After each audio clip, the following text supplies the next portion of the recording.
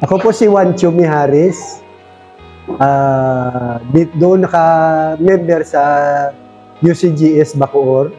Dati rin chairman ng UCGS Bacoor.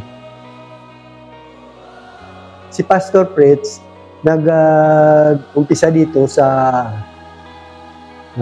gawain ng Queens Row.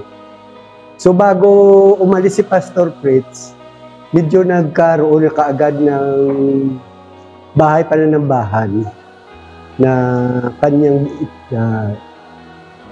siya mismo ba nga nag-initiate din ng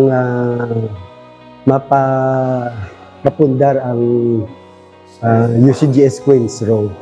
So sa tulong ng ating Panginoon, naman siya na tuloy-tuloy naman hanggang ngayon ang gawain dito.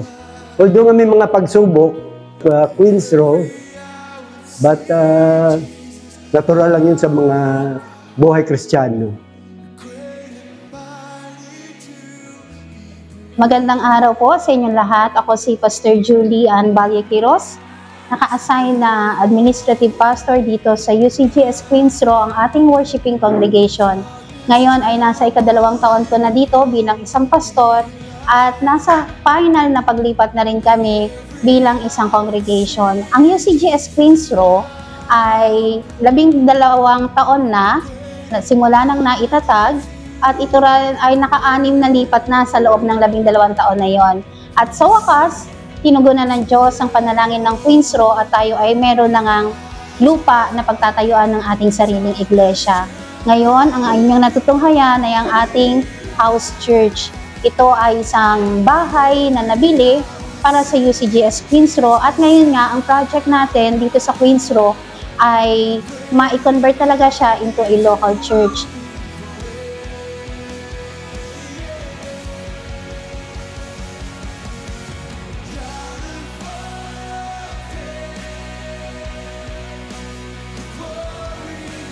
Ang UCGS Queens Row po ay nasa acceleration program ng ating komperensya.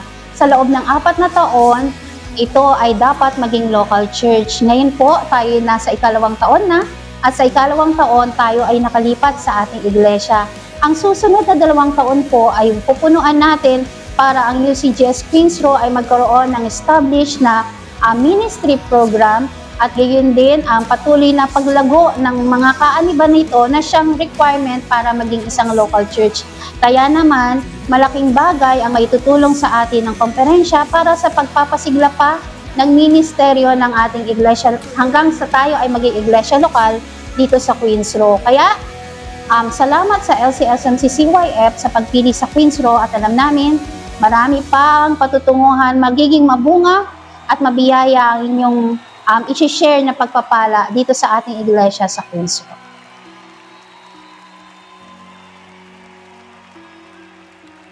So, isang mainit at mapagpalang tanghali po sa ating lahat. Ako nga po pala si Irene Villanueva, Council Chairperson mula 2021 hanggang ngayon po. At nag-umpisa ako dito, bata pa lang ako, isang member ng church. Tapos, kasama ako nagsimula yung church na to from 2011 hanggang ngayon.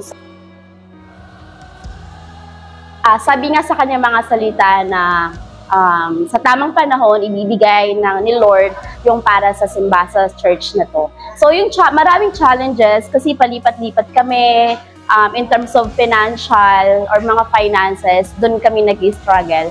Pero sa tulong ng Diyos at sa mga taong patuloy na sumusuporta sa Queens Row, nagtagumpay ang gawain. At ngayon, meron na kaming permanenteng simbahan na siya magiging tahanan ng mga tao at ng komunidad dito sa Queens Row. So, binabalik namin lahat ng papuri at pasasalamat sa Diyos na siyang patuloy na nagbibigay ng biyaya sa amin. Yun lamang po at salamat.